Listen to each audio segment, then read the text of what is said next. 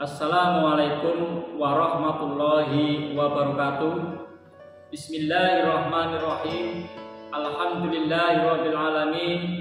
Wassalatu wassalamu ala asrofil anbiya'i wal mursalin wa ala alihi wa sahbihi ajmain. Amma ba'du.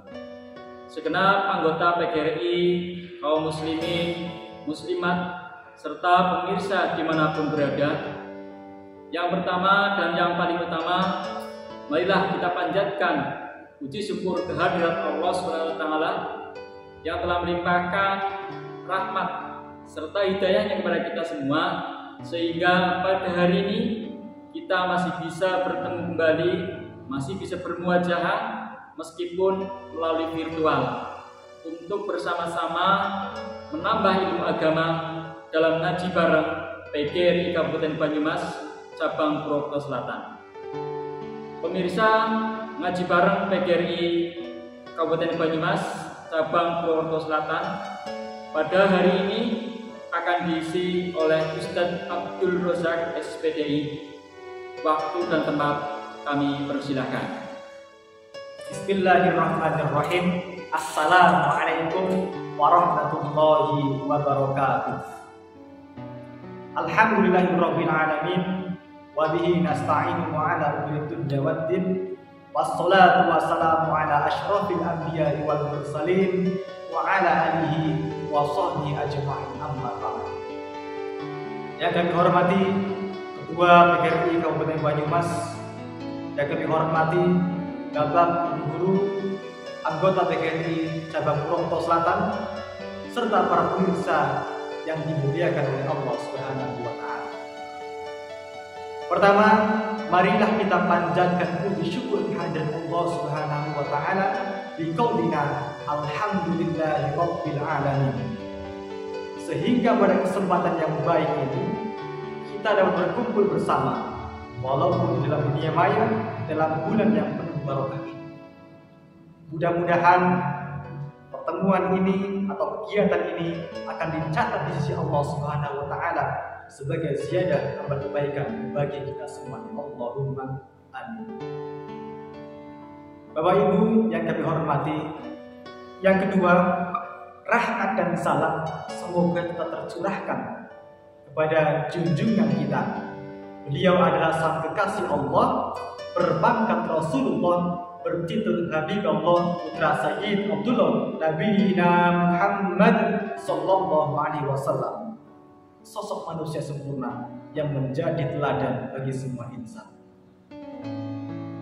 Para pemirsa dimanapun Anda berada yang dirahmati oleh Allah Subhanahu wa taala, dalam menjalani kehidupan ini Allah Subhanahu wa taala sudah menentukan qada dan qadarnya seseorang. Apa itu qada dan apa itu qadar? Qada ini adalah sebuah ketetapan yang ditetapkan oleh Allah Subhanahu wa taala kepada makhluknya sejak zaman azali. Apa itu zaman azali?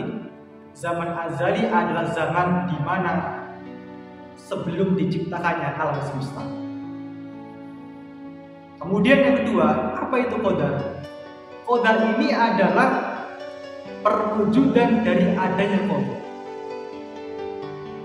Jadi antara qada dan qadar ini memiliki hubungan yang sangat erat dan tidak dapat dipisahkan. Mengapa hal ini diibaratkan seperti ini?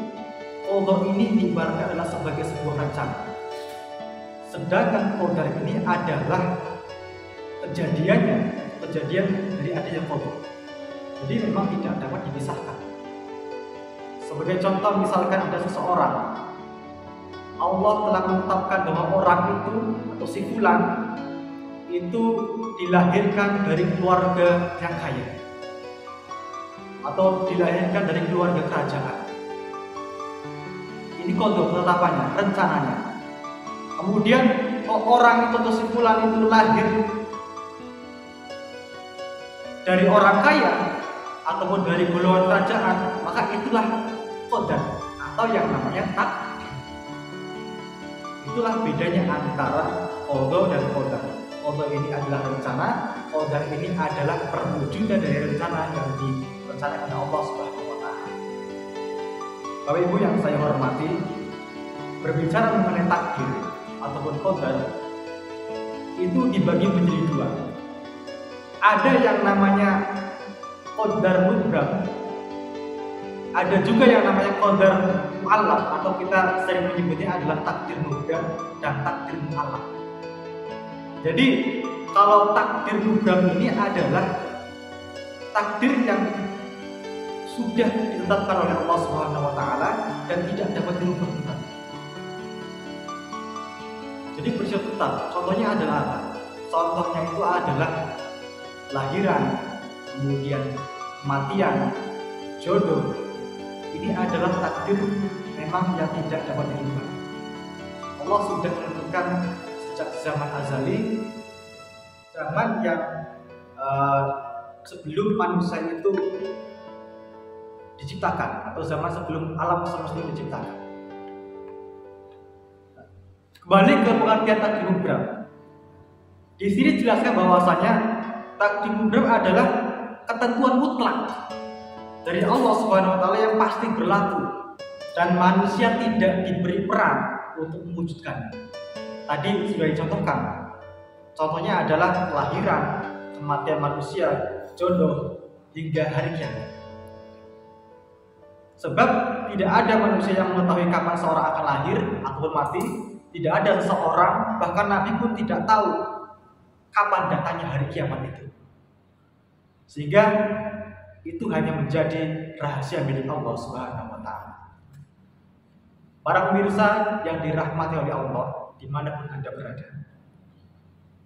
Tadi telah dijelaskan mengenai takdir mutlak. Sekarang ada takdir mu'allaq. Takdir mu'allaq ini adalah ketentuan Allah Subhanahu wa taala yang mengikut sertakan peran manusia melalui usaha ataupun dengan ikhtiar.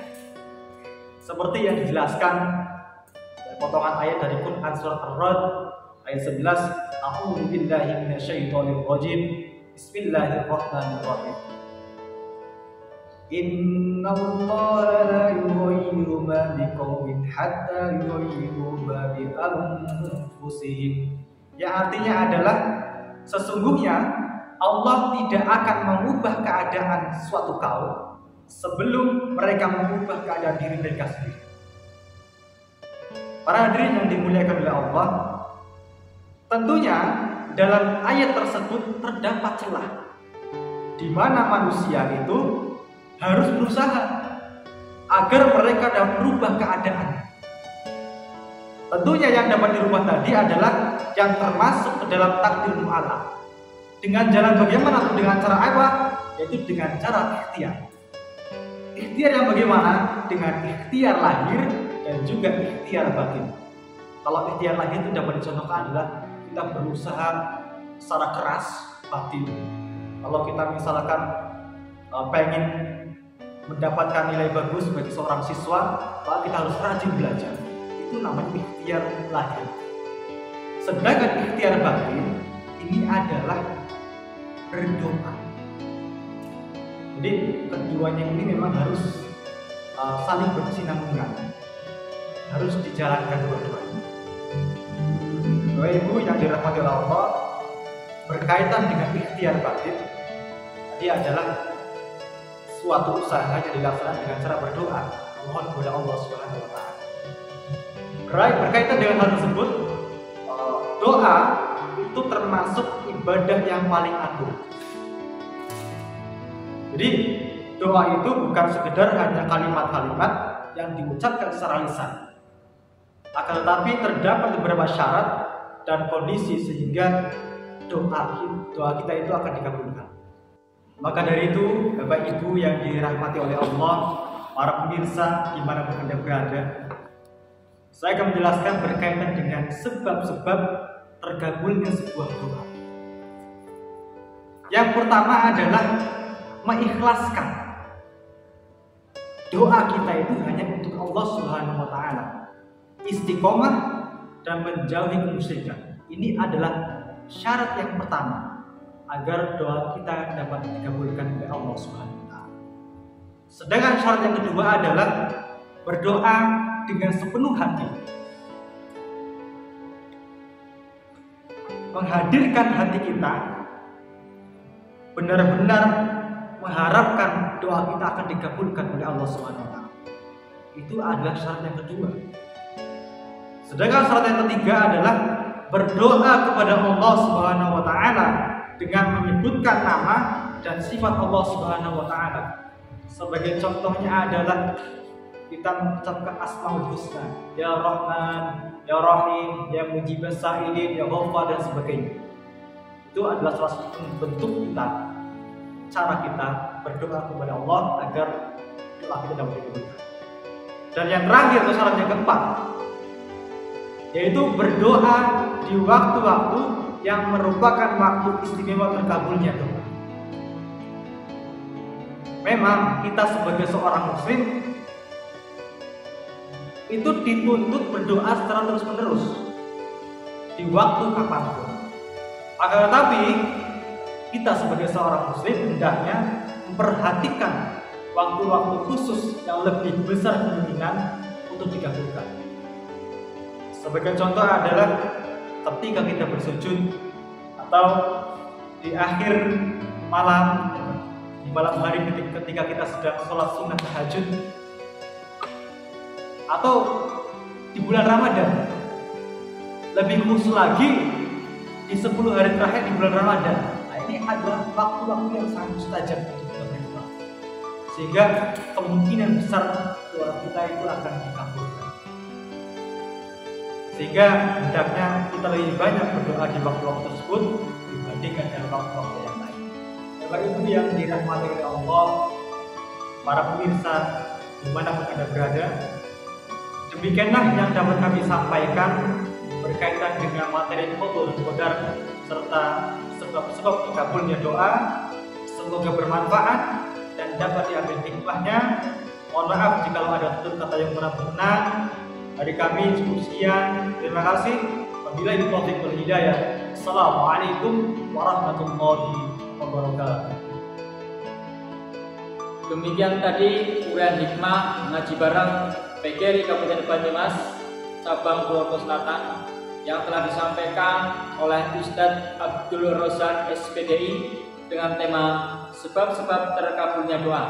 Semoga dapat kita ambil manfaatnya. Billahi taufiq wal hidayah. Wassalamualaikum warahmatullahi wabarakatuh.